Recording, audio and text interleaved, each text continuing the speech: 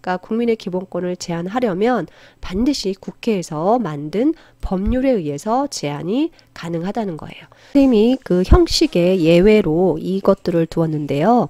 그 이유는 국회에서 어떤 국회의원의 법률 제정 절차를 거치지 않았음에도 법률과 같은 효과가 있는 것들이라서 예외라고 썼습니다. 다시요. 국회에서 국회의원들이 법률을 만드는 어떤 일정한 절차를 거치지 않는 이 긴급명령이나 긴급재정경제명령, 그 다음에 조약이나 국제법은 그런 절차를 거치지 않았음에도 법률과 같은 효력을 발휘하고 때로는 이것이 국민의 기본권을 제한하는 경우도 있기 때문에 예외라고 표현을 해놨습니다. 긴급명령권이나 긴급재정경제명령권이 있는데 여기 헌법선생 관련 규정 가지고 왔습니다. 정말 나라에서 원래는 국민의 기본권을 제한할 때 국회에서 일정한 절차를 거쳐서 법률을 만들고 이것을 공포하고 이런 절차를 거쳐야 하는데 지금 나라가 너무 위급 상태예요. 뭐 전쟁이 일어난다거나 천재지변이 일어난다거나 나라 안에서 어떤 급박한 상황이 돌아간다거나 해서 국회를 열 그 시간적 여유도 없어요. 그럴 경우에는 대통령이 이 긴급명령이나 긴급재정경제명령을 해서 국민의 기본권을 제한을 가하는 경우도 있다. 그러니까 법률의 형식이 아닌 명령의 형태로서 국민의 기본권을 제한하는 경우도 있다라는 거 알아두시면 되고요. 얘는 명령의 형태로 국민의 기본권을 제한하는 경우이고요. 그 다음에 조약이나 국제법, 이것은 그 전전 시간에 헌법의 기본 원리 6가지 할 때 국제평화주의 배웠던 거 혹시 기억나나요? 자, 여기에서 배웠었습니다. 국제평화주의에서 여기 보시면 외국인은 헌법에 의하여 체결 공포된 뭐였죠?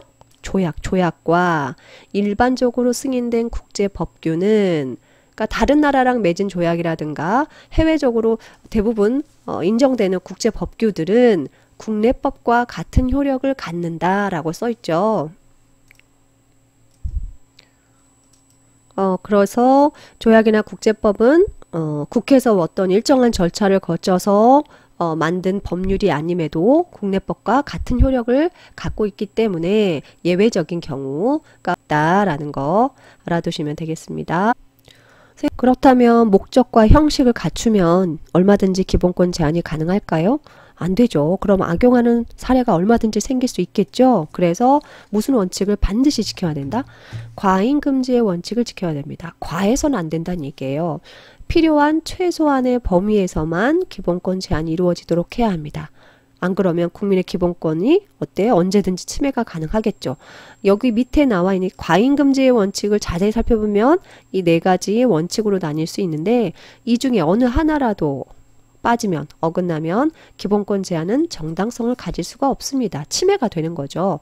자, 그럼 하나씩 볼게요. 자, 첫 번째는 기본권을 제한하는 정당한 목적이 있어야 된다. 일단 목적 자체가 정당해야 돼. 기본권을 제한하는 목적. 그 다음에 두 번째는 뭔가 이제 기본권을 제한하기 위해서 방법을 쓸 거 아니에요? 그 방법 자체도 적절해야 됩니다. 진짜 이 기본권을 제한하는 목적과 그 다음에 이 방법이 효과적이고 적절한지. 그 다음 세 번째는 이제 목적도 괜찮고 목적도 정당하고 방법도 적절해요. 그런데 너무 피해가 커. 국민이 얻는 기본권 제한에 따라서 피해가 너무 커. 그러면 안 된다는 얘기예요. 피해의 최소성. 최소한의 피해에 그쳐야 된다. 그 다음에 마지막으로는 기본권 제한이 아까 요 3가지 경우가 있었다고 했잖아요. 이 기본권 제한을 통해서 여기 틀렸습니다. 보호하려고 하는 이 공익이 침해되는 개인의 이익보다는 커야 된다. 법익의 균형성. 그러니까 보호하려고 하는 이익이 당연히 커야 되겠죠. 침해되는 이익보다 이게 커야 된다. 이 4가지 조건을 갖추어야 과잉금지의 원칙을 지켰다고 보고 기본권 제한의 요건을 방법적인 요건을 지켰다고 보고 있습니다. 자, 여기까지 그럼 통과해도 되냐? 통과하면 끝나냐? 아니야. 어디까지? 설사 이러한 것들을 다 지켰다 하더라도 자유와 권리의 어떤 내용, 본질적인 내용까지 침해할 수는 없다. 뭐 인간의 존엄성까지 침해한다거나 이래서는 생명권을 침해한다거나 이래서는 안 된다. 기본권의 제한으로 그 기본권을 보장하는 것 자체가 무의미하게 된다. 그 정도로 만약에 기본권을 제한해버린다면 그것은 제한이 아니라 뭐다? 침해한 것이므로 허용되지 않는다. 그렇다면 기본권을 제한하는 사례 중에 과잉금지의 원칙에 맞는지 안 맞는지 한번 보도록 하겠습니다. 기본권을 제한하는 거니까 법률 이름이 나와야 되겠죠. 아까 뭐로서만 제한이 가능하다? 법률로서만 제한이 가능하다고 했기 때문에 우리나라에서 성폭력 범죄자에 대해서 전자팔찌 들어봤죠? 이 전자팔찌를 부착할 수 있는 관련 법이 바로 이 법률입니다. 그런데 일부 사람들이 뭐 이거 너무 과잉 처벌하는 거 아니냐 이렇게 말할 수도 있잖아요. 그런데 과연 이것이 과잉금지의 원칙에 어긋나는지 아닌지 지금부터 이 네 가지 조건에 맞는지 한번 볼게요. 첫 번째는 이게 왜 하는 거겠어요? 전자팔찌 하고 추적하고 하는 게 성폭력 범죄를 예방하기 위한 공익보호라는 목적이 있겠죠? 정당한 목적 달성하고자 한다. 그럼 첫 번째가 뭐였죠? 목적의 정당성을 충족한 거죠. 첫 번째, 목적의 정당성을 충족했다. 그 다음에 두 번째는 그럼 과연 이 방법이 정말 성폭력 방지라든가 재범 방지에 효과적인가? 실제 사례가 있대요. 요거 통계 그 자료를 보면 전자장치 부착했더니 재범 방지에 매우 효과적인 수단으로 확인되고 있다. 그럼 뭐였어요? 두 번째가 방법의 적정성. 자, 요것도 충족했네요. 자, 그 다음에 세 번째가 뭐였어요?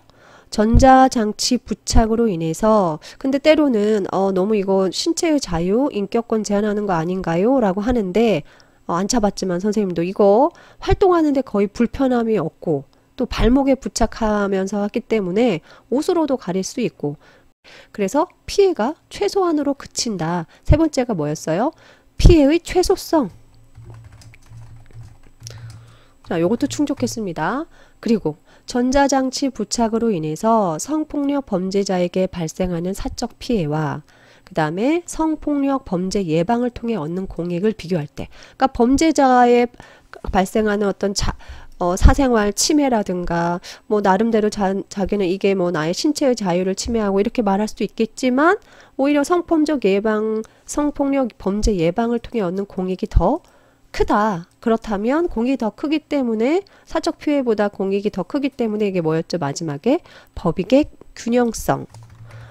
자, 요렇게 요것들을 충족하게 되면 과잉금지 원칙을 충족하게 되게 되는 것이죠. 그렇지 않으면 뭐가 되는 거예요?